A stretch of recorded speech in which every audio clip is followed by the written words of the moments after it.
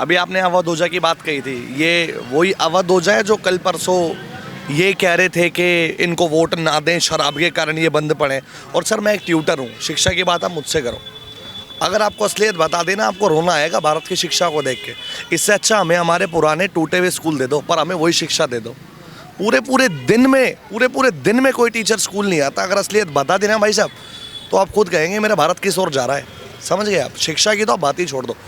आने वाले 10 साल में अगर यही हाल रहा ना सर, तो मेरा भारत और पिछड़े से और पिछड़ा हो जाएगा। बद से बदतर हाल है शिक्षा का। शिक्षा की बात ना कीजिए।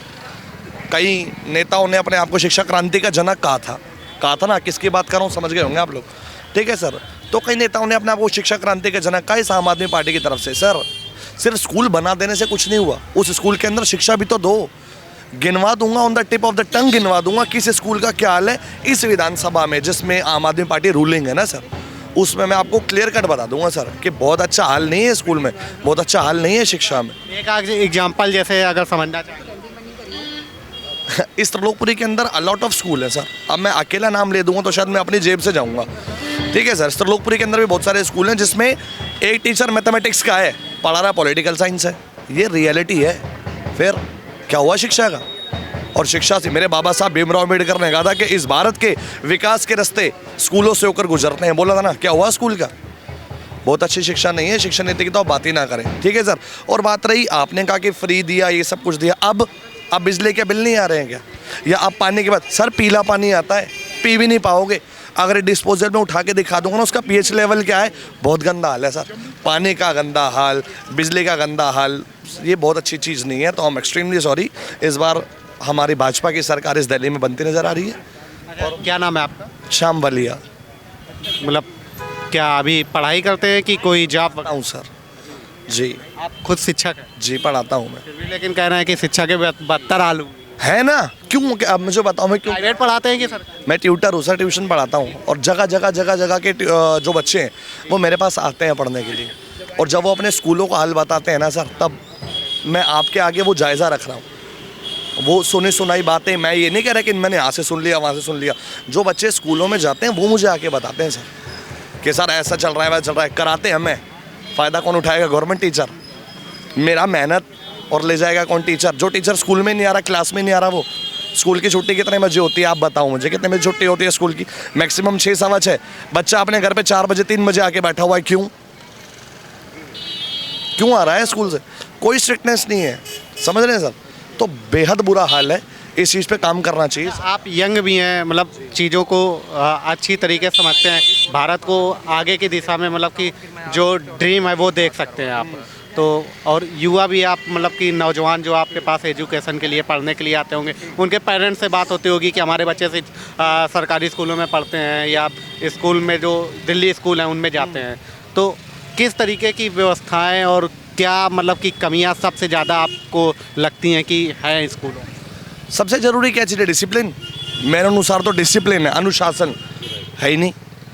क्लासेस में अनुशासन ही नहीं है। जो स्कूल का टाइम है उस टाइम पे अगर बच्चा एनरोल कर जाए स्कूल के अंदर, बहुत बड़ी बात है, चलो ठीक है। और उसके बाद टीचर्स की अगर मैं बात करूं तो पहली चीज़ तो वैलिड स्टाफ ही नहीं है। और स्टाफ है भी तो अब एंड ऑफ द सेशन चल रहा है, इस फरवरी में बोर्ड स्टार्ट है, अभी भी बच्चों का सिलेबस नहीं हो रहा स्कूल्स में। क्यों नहीं है? टीचर्स ही अवेलेबल नहीं है। और है भी तो जी क्लास में नहीं आते, फिर क्या करोगे आप? समझ रहे हैं सर। तो इन चीज़ों पे काम कर रहे हैं। आपने कहा कि टीचर्स नहीं है, वो नहीं है, तो कहते हैं कि स्कूल ये जो फेमस है, दिल्ली के स्कूल मॉडल पूरे वर्ल्ड में फेमस है, दिल्ली की शिक्षा नीति पूरे वर्ल्ड में फेमस है। और मतलब कंप्यूटर, एसी रूम और मतलब बिल्कुल आपको लगेगा कि बड़े से बड़े स्कूलों में जो फैसिलिटी होती है वो है सरकारी स्कूलों में दिल्ली। आपको लग रही है भूख? एग्जाम्पल दे रहा हूँ मैं, बहुत तगड़ी भूख लग रही है, मैंने आपको सोने की प्लेट में 2 मटर के दाने और 1 चम्मच रख दिया, खा लोगे उसको? सर बच्चे को चाहिए वैलिड शिक्षा, समझ रहे हो आप? हम यहाँ जितने लोग बैठे हैं ना, यहाँ पे जितने हम खड़े हैं, बहुत अच्छी फैसिलिटी नहीं थी हमारे टाइम पे, लेकिन हमारे पास शिक्षा है, समझ रहे हो? क्योंकि हमारे टाइम के टीचर्स पढ़ाना चाहते थे, लेकिन आज के टाइम पे ऐसा कुछ भी नहीं है सर। स्कूल्स बना देने से वो शिक्षा नहीं आ रही। अरे टीचर्स पे भी तो जोर हो, स्पाई किया जाए, देखा जाए, टाइम टू टाइम स्कूल के अंदर जाया जाए। ये तो लोकल टीचर की गलती हो गई, इसमें सरकार क्या करे? सरकार तो कह रही है हमने सुविधा बढ़ी। आप ऐसा क्यों कहा आपने कि हम शिक्षा क्रांति के जनक हैं? अभी भाई स्टडी मिनिस्टर के सिसोदिया साहब थे ना हमारे, और उनके ऊपर कौन था? केजरीवाल साहब। तो कभी उस पर ध्यान नहीं दिया आप लोगों ने? या बच्चों को इस तरीके से कर दिया जाए कि वो बस अंगूठा टेक बने और वो हमसे प्रश्न ना पूछे, और कोई बच्चा हमसे अगर प्रश्न ना पूछे फिर तो अपनी मनचाही गाड़ी चलाओ, ये चाहते हैं? गलत बात थी ना। तो इसलिए देखो यार, मैं और युवाओं में तो बहुत इन्फ्लुएंस होते हैं अवध ओझा की बातों से। तो आपको क्या लगता है, जैसे रील वगैरह इस तरीके से ट्रेंड चलते रहते हैं, तो उनकी बातों से क्या इन्फ्लुएंस होना चाहिए, या जिस तरीके की वो बात करते हैं वो रियल है कि रील है? देखो सर, वो जाना माना नाम है अवध ओझा जी, मुखर्जी नगर अनदर जगह, बहुत अच्छे हिस्ट्री टीचर है, I am know very well, है ना।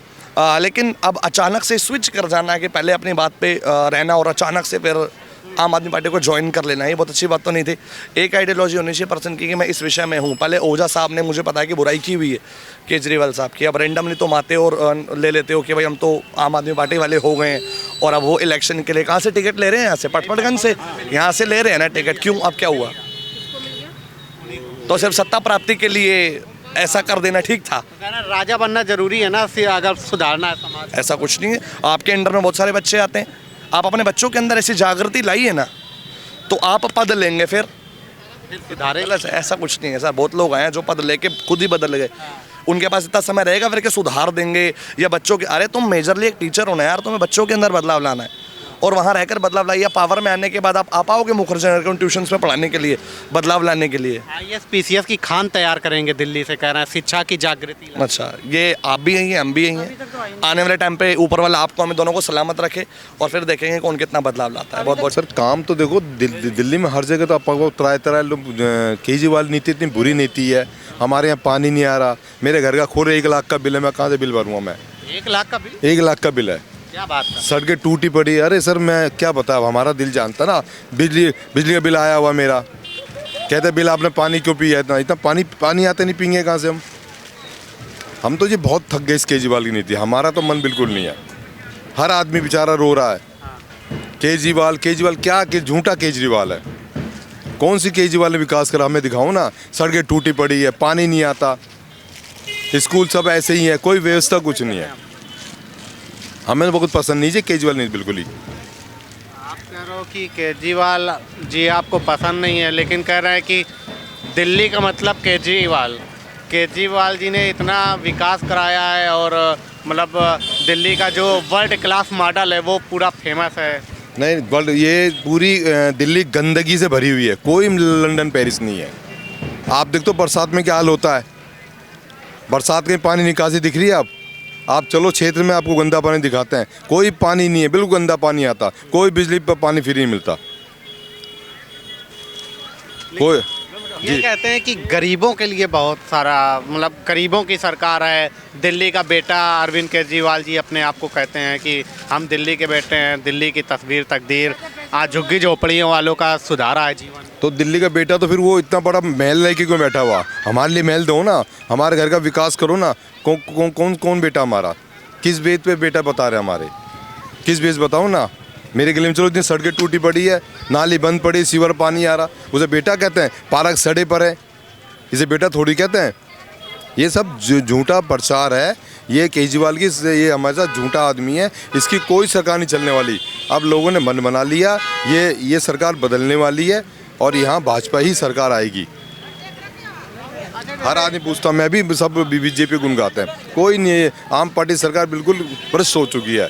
शराब नीति, घोटाले, क्यों जेल में गए जब शराब नीति, क्यों घोटाले करे इन्होंने? अच्छा, जैसे ये अभी आपने देखा होगा कि टिकट वगैरह भी सबसे पहले घोषित कर दिया आम आदमी पार्टी ने, तो कॉन्फिडेंस होगा, मतलब विश्वास है जनता का, इसी वजह से टिकट वगैरह घोषित कर दिए।